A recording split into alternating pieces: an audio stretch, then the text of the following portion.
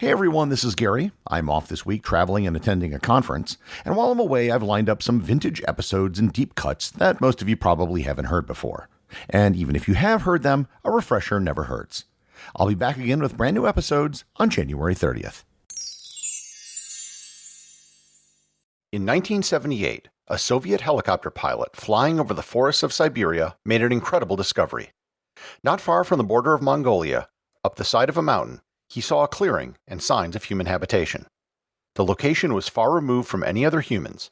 In fact, it was almost 250 kilometers to the nearest human settlement. What they found there was astonishing. Learn more about the incredible Lykov family on this episode of Everything Everywhere Daily.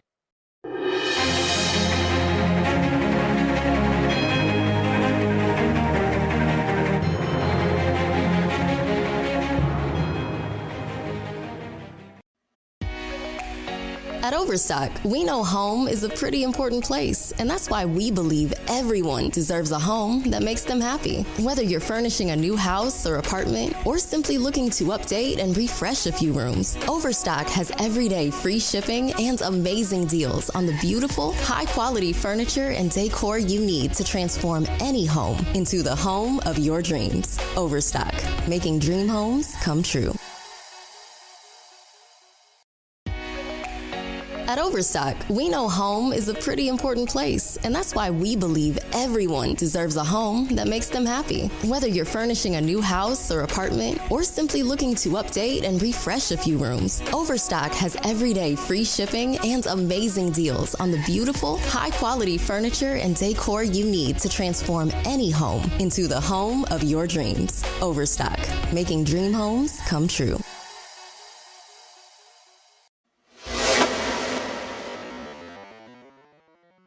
The story of the Lykov family starts with the Russian Revolution in 1917.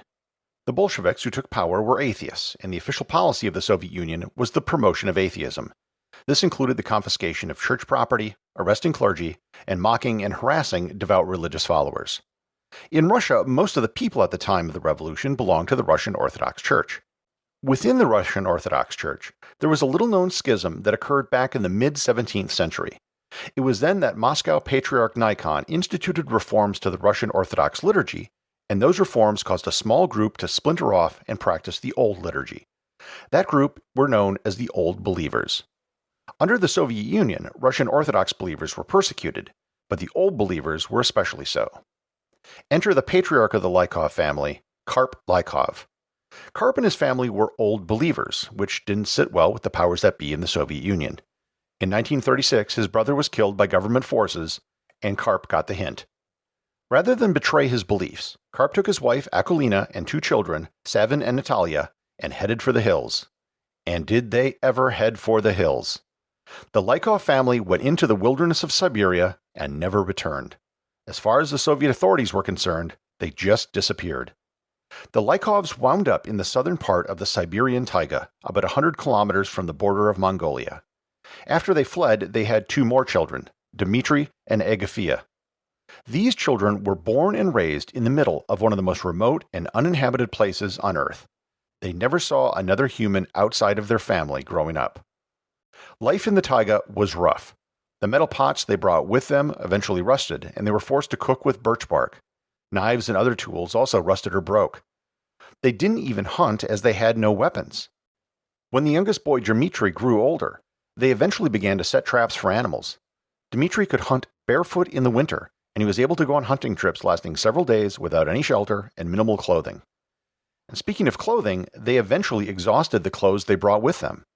However, they did bring a crude spinning wheel with them and managed to create a crude loom out in the wilderness. They created shoes out of birch bark, and they created cloth from hemp which they grew from seeds. The home they lived in was nothing more than a one-room burrow in the hillside, which was cobbled together with whatever they could find. The family lived constantly on the edge of starvation. Animals ate what few crops they planted. In 1961, it snowed in June, and a late freeze destroyed all of their crops. The mother, Akulina, chose to starve herself to death so her children would have enough food to live. There is one story that the family told which they described as a miracle. After their crops were lost, a single grain of rye sprouted. They zealously guarded that one sprout and got from it 18 grains of rye.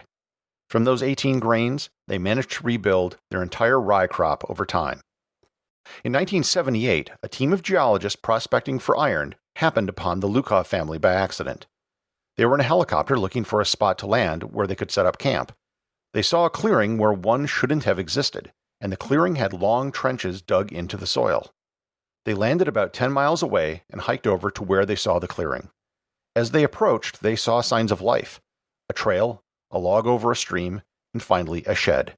The geologists documented their first encounter with the Lykovs as follows. Quote, "Beside a stream there was a dwelling. Blackened by time and rain, the hut was piled up on all sides with taiga rubbish, bark, poles, planks. If it hadn't been for a window the size of my backpack pocket, it would have been hard to believe that people lived there. But they did, no doubt about it. Our arrival had been noticed, as we could see. The low door creaked, and the figure of a very old man emerged into the light of day, straight out of a fairy tale. Barefoot, wearing a patched and repaired shirt made of sacking. He wore trousers of the same material, also in patches, and he had an uncombed beard. His hair was disheveled. He looked frightened and was very attentive. We had to say something, so I began, 'Greetings, grandfather. We've come to visit.' The old man did not reply immediately. Finally, we heard a soft, uncertain voice. 'Well, since you've traveled this far, you might as well come in.'" Unquote. These were the first humans outside of their family which they encountered in 42 years. The daughters were terrified at first. When they offered the family food, they refused it. The only gift they accepted during their first meeting was salt, which they couldn't find on their own. The two sisters' Russian was barely intelligible to the geologists, as they had never spoken to anyone outside the family before. Over several more visits, the geologists got to know the family. The family had been completely unaware of anything which had happened over the last 42 years. They were told that Stalin was dead and that the purges had ended. And they were totally unaware of World War II.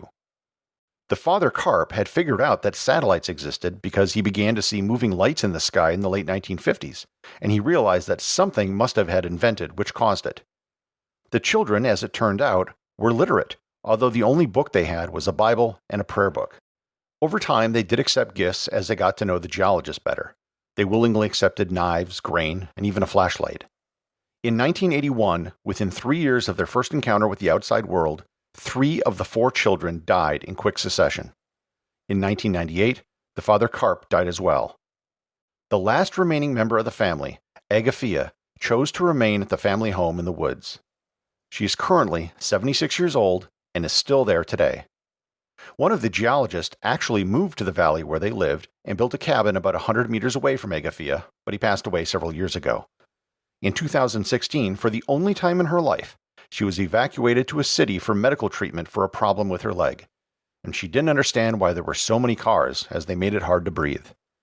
A few years ago, a team from Vice.com set out to visit Agafia, a surprisingly complicated trip. She only requested that they bring 2 things with them, a chicken and a goat. They obliged. The executive producer of Everything Everywhere Daily is Charles Daniel. The associate producers are Thor, Thomsen, and Peter Bennett. I just want to thank everyone, including the show's producers, who support the show over on Patreon. If you'd like to support the show, just head over to patreon.com, which is currently the only place where you can get show merchandise.